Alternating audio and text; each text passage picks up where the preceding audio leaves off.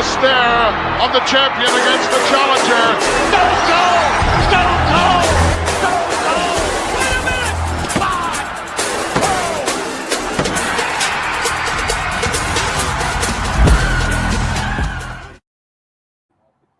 What up, y'all? This your boy, Celeb. Gaming with Celeb, wrestling with Celeb, whatever Celeb doing, we all in here with Celeb. Got my boy Altman, you know what I'm saying? Augustus Altman out there suplexing folks and driving them on the head, Eddie Guerrero style with the shimmy shaky. You know, we got a lot going on, you know, with the wrestling industry. And that's not even just from independent wrestling. We also got a lot going on in WWE. We got a lot going on in AEW, New Japan Wrestling. But what we want to start off with first, we want to start off with just asking a couple questions to my boy Altman, getting his point of view. Altman, how you been out there, man? How you been feeling? How you training been going and stuff, bro? Training's been really good, man. You know, I feel like, I'm progressing from when I started back. I learned a lot more. It's like the more I do it, it's like I want more. It's addictive. So, unfortunately, I can't be there today. I was supposed to be at training this morning, but I'm under the weather right now. I don't want nobody getting sick behind me. So, Hey, look, yeah. I understand that. You don't want to get nobody sick out there. You know what I'm saying? Can't do that. So, other than that, man. So, did you see SmackDown this past Friday? I saw a glimpse of it Friday night. I don't know. I think I went to sleep, dozed off or something. But I did catch a glimpse of when Trick Williams made his debut. Trick Williams with the debut. They had a lot of good things going on. Huge debut for Trick Williams. I feel like him with the lemon pepper steppers. You know what I mean? I feel like he's gonna get a good push. I feel like him and Sami Zayn are gonna have a good series of matches. It's gonna also lead to Trick Williams also challenging Carmelo Hayes. If I was thinking about it, him and Carmelo Hayes. I mean, at one point, what they tagging together in NXT, I believe. Yeah, they was big friends in NXT for a minute. Yeah, they were big friends in NXT, tagging together in NXT. Both prominent champions in NXT, and now they're both called up in the wrestling industry or in the WWE, and they're both now doing what they got to do. Hopefully, they get the push that they deserve. Ilya Dragunov, I hope he continues to get the push that he deserves as well. It would be nice to see him continue to get that push as well. Jordan Grace got called up. If you haven't been keeping up with her as well, she's been getting pretty jacked. I don't know if she's getting ready to do a show or something like that, but she's been. I just recently saw a post she had posted. I think it was yesterday. She is jacked to the gills, man. I'm like, what the hell are you on? Whatever you got, I need. You know what I mean? Steroids. And it's okay. People. I'm gonna just tell you like this: TRT to testosterone replacement, HGH, bro. I'm on that. I'm on HGH. I'm on testosterone replacements. I get injections every week. And yes, you get jacked, bro. Like you start feeling major differences within the first week. And it's not cheating, bro. This isn't cheating, bro. This isn't like it ain't cheating, bro. This is repair. I had a question. What are the side effects to those shots? So for me, at my age, the side effects would be different for you and your age. So yeah, I'm about to be 40 this year, and see, I want to continue to gain muscle in a good pace, but also kind of rapidly. So I take 1 milliliters, but what it does do, it gives you like a little back acne, makes your hair grow a little bit more. Some people, if they can't grow hair, if they're not able to grow hair, then the balding gene to stay in them. They won't, they still won't grow hair. So if they have the balding gene, um, your libido goes up. You wake up every morning like this, Oh no. and your wife is gonna have a fit. You know what, man? I don't need it. Why not? Hey, but listen, when you run the ropes and you feel injured, your recovery time is accelerated. Mhm. As long as you're eating healthy, as long as you're dieting right, your recovery time is accelerated. Yeah. Mm. Yeah, because that was the first thing on my mind. Like if I told myself if I go to training today, the first thing I'm gonna do after I finish stretching, that's usually the first thing I start doing, running the rope. It's kind of like to me, it's best to get my cardio up Mm-hmm. before I do training matches. Yeah. So that way my mind process would be like, okay, it's time to go. You know what I'm Right. And saying? people don't realize running the ropes, man, that stuff hurts. Yeah, it It's does. painful. It's painful If you to run the if you ropes. not used to you gonna feel it because I remember my first time coming back to training. That was the first thing I did was start running the ropes, and I felt it like not even half an hour later, and started to feel the whips on my back. You Woodage just said he said maybe 2026 will be the year if the youngins are, or as some wrestling fans are getting burnt out on Cody Rhodes and some others. I agree. Like it is getting boring, watching the same guys. Now, don't get it twisted. I love Cody Rhodes. You know what I mean? Don't get it twisted. I enjoy Cody Rhodes. I like Cody Rhodes. He's cool, but it's like damn, can we just can we get somebody else wrestling? Can we get some more people out here? Like, can we get a different push? And that's why I think they are pushing people like Carmelo Hayes and bringing people up like Trick Williams and bringing people, back like Ilya Dragunov. And, also speaking on that, Tommaso Ciampa's contract know? expired. He's not going back to the WWE. Wow.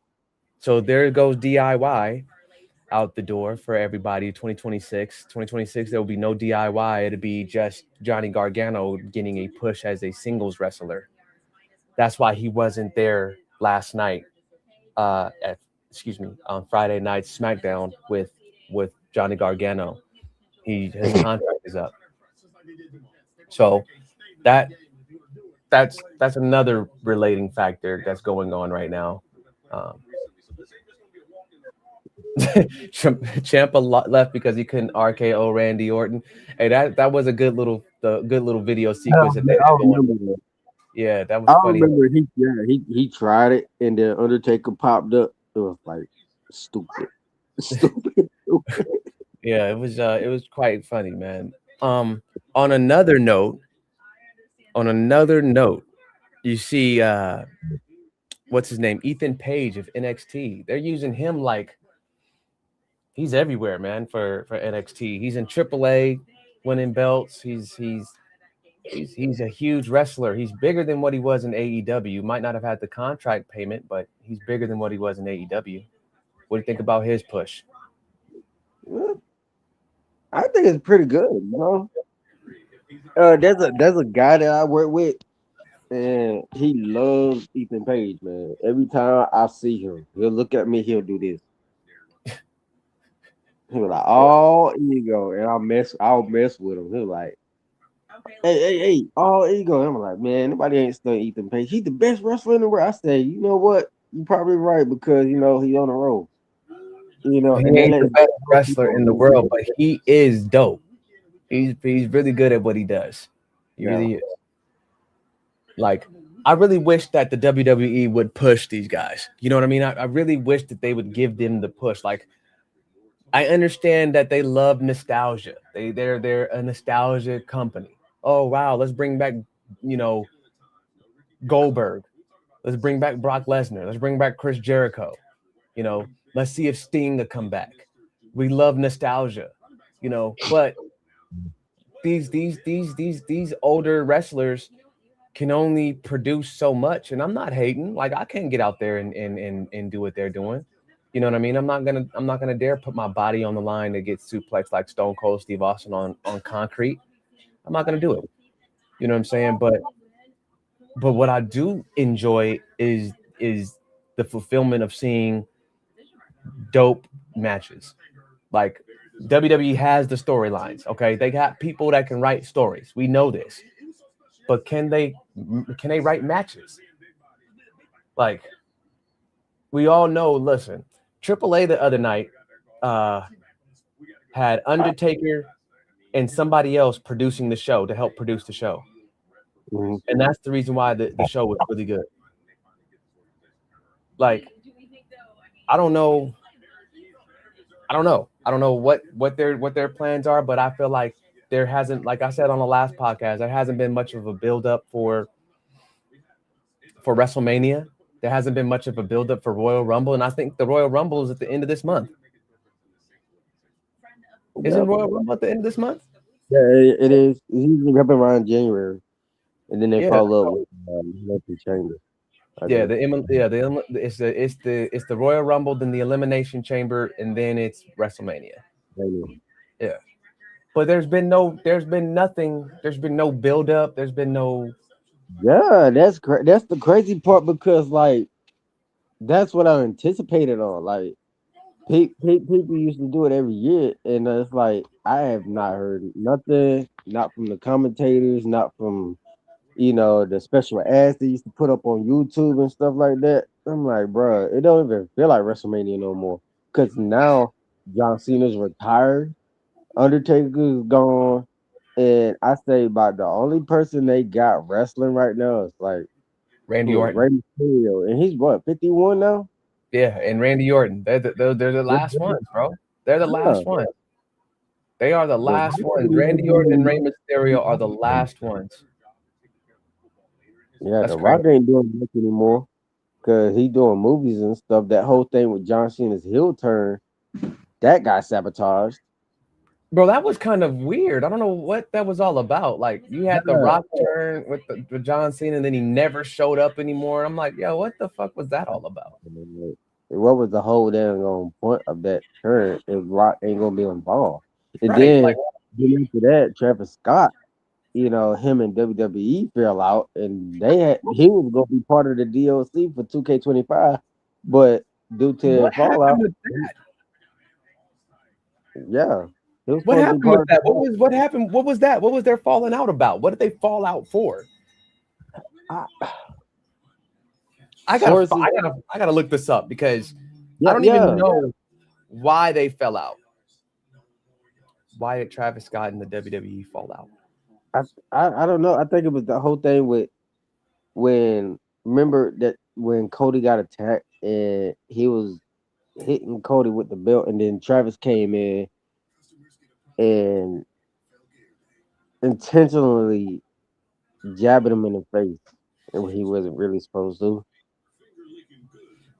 Like, I don't know, but like for real though, it's like I don't know if they couldn't come to an agreement with stuff, or if Travis felt that since Rock's gone, how would he fit in?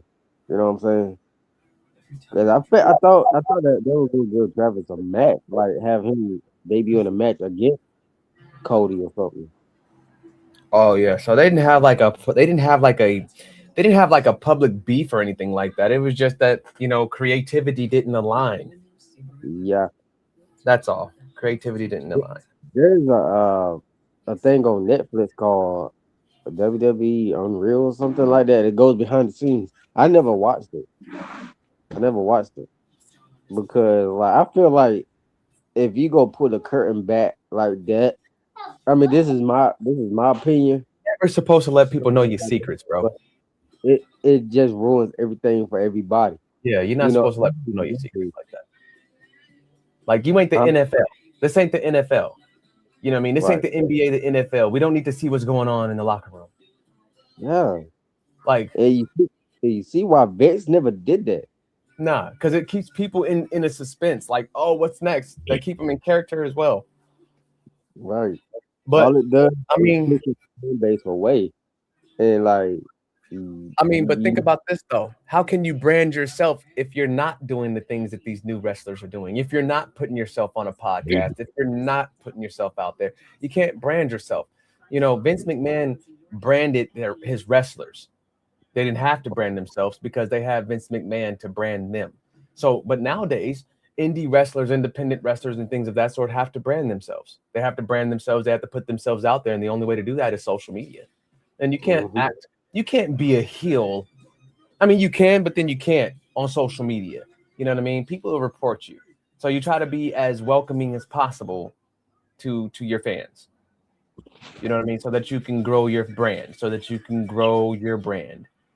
And so you have to break character. You have to do interviews. You got to do podcasts, and you got to be a human. You got to show that you're a human being. You know, because think about it. WWE, AEW, when they're in the act, they're just actors at that time. After they leave the ring, they don't have to be in that act no more. Like, I get that back in the day they did that just so that, you know, it put more of a feeling to it when people seen them in public, but it didn't really it doesn't really build a brand for you nowadays. You know what I mean? Like, you got to be able to build your own brand. That too, because he stuck to the character for so damn long. People were actually beginning to think he actually looked like that. You know what I'm saying? They always seen him in black clothing, and you know he was always in character. I mean, he protected that character so much it became his baby. So I like stuff like that. You know, I understand how when you got a certain character, you gotta keep up with it. You know, you want to be intrigued in what you're doing and how you living and stuff like that. It makes me think like, okay, when I get in the business, how would I put myself out? You know what I'm saying? And you know how to approach it. I mean, I think that with younger wrestlers, that's the hard part. Yeah. They want to be just like the hero, but they can't. It's already, it's already been done. So, stuff like attitude and stuff like that. Now, we was talking about some other stuff earlier, man, about favorite wrestlers and things of that sort. Your favorite wrestler, you said, is Eddie Guerrero. Man, my favorite wrestler of all time, people will laugh. I'm not gonna laugh. Everybody got my favorite wrestler of all time is AJ Styles. Ain't nothing wrong with that. No, ain't nothing wrong with that. And the reason being is because AJ Styles, he really worked his ass off, man. Like, he worked hard, you know, from TNA, New Japan Wrestling to WWE. He worked hard to get to the WWE. He did. He didn't just have an easy route like Austin Theory or Roman Reigns and all them guys. He didn't have it easy. He came from a promotion that literally tried to rival the WWE at one point because they were hitting it off. They had like Booker T, the Bubba. They had Team Dudley Boys. They had Booker T, the Dudley Boys, Bobby Lashley, AJ Styles.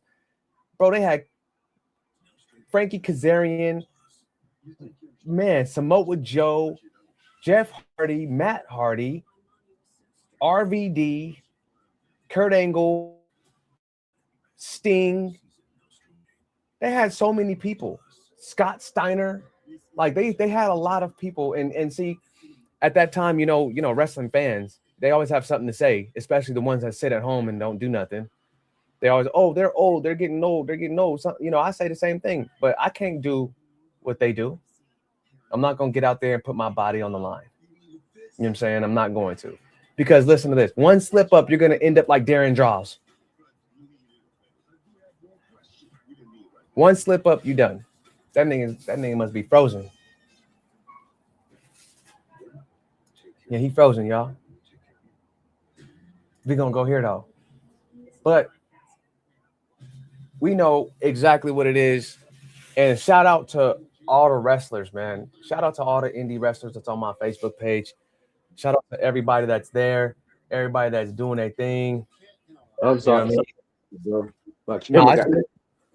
It's good. But like I was saying, I said one mess up, out there in the ring, you're gonna end up like Darren Droz, man. See what happened with him and D'Lo Brown. D'Lo Brown did one thing, one movement, and he was paralyzed from the neck down. So you got to give these guys a lot of credit for putting their bodies on the line. And if they mess up, so what? cover it up. Like, If you mess up something, do something. I'm gonna just say this.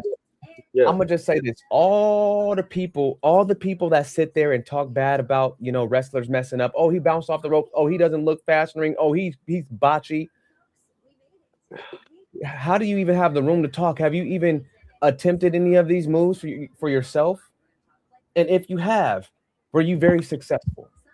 And that's why I tell people all the time. Like, if you go bad mouth something that you ain't gonna be able to keep up with, or you ain't never tried before, don't talk bad about it because you don't know what we go through. Listen, I'm not gonna talk bad about somebody doing a 450 splash and not hitting it on target when I can't even do a backflip. Yeah. You know what I'm saying? Who am I to say, oh, this guy's moveset sucks when I don't even have a moveset of my own? No. You know what I mean? I can't do that. And that's what sickens me about, most wrestling fans. Like, be a fan. Like, don't be a critic. You know what I mean? Don't try to criticize something that you can't do. And even if you are in the ring, you ain't in the WWE, you ain't in the AEW. So how can you criticize somebody that's doing something on a grander stage than you are? You can't do it. No, people think they had the right to say anything because they have a mouth. And okay, freedom of speech, freedom of speech. Okay, cool. But at the same time, you make yourself sound stupid to people who think logically. If you really think logically, anybody that sits here and talks about anybody that does what you guys do, like they do it and really don't do it, they make themselves look like a fool.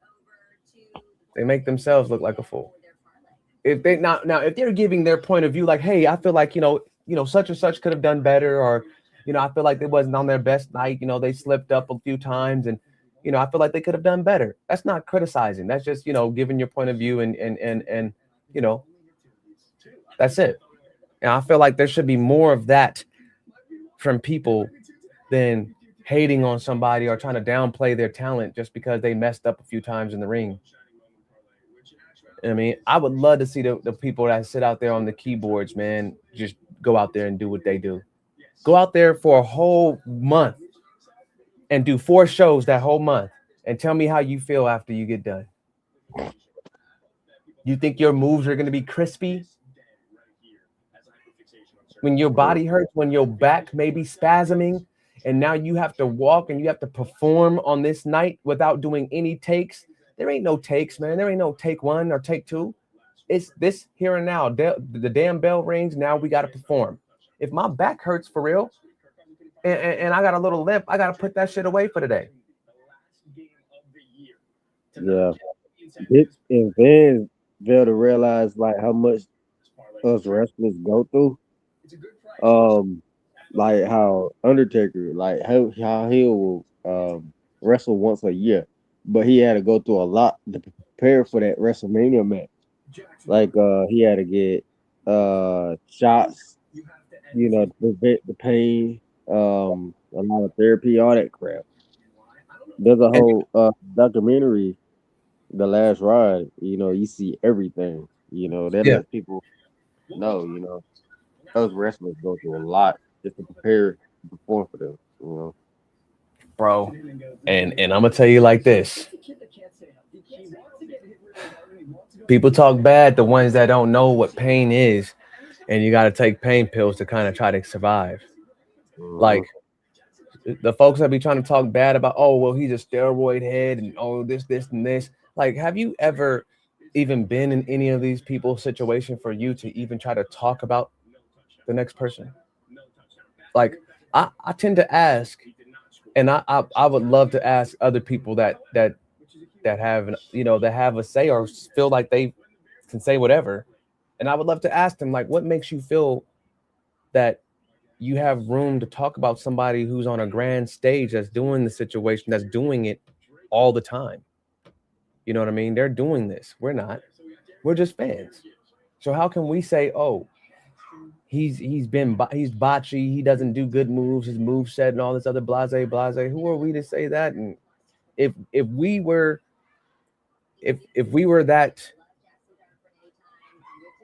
on that level of critiquing, then we would be a part of the promotion. Right.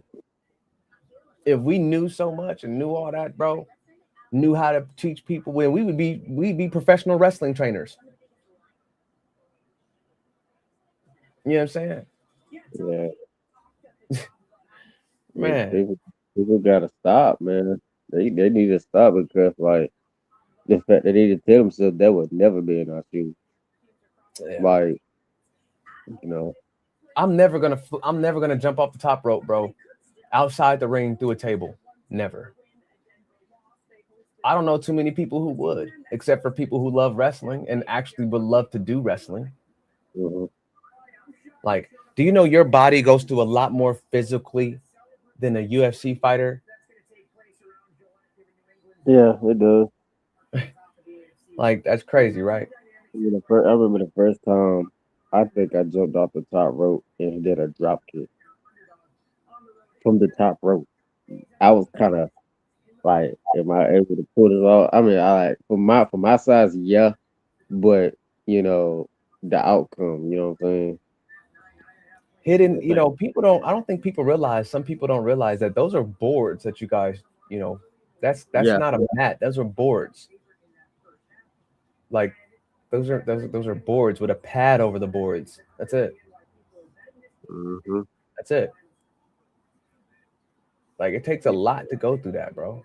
It takes a lot, bro. But hey, we finna wrap this thing up, y'all. You know, we've been on, you know, talking for a minute. We appreciate y'all for stopping on by. We're gonna start up a next one here soon. We don't know when, but we will be jumping on, and that's when y'all will know. But until the next one, y'all be smooth. Y'all be safe. This is the Wrestling Unleashed podcast. Altman, we out. Peace. Look at the stare of the champion against the challenger. No,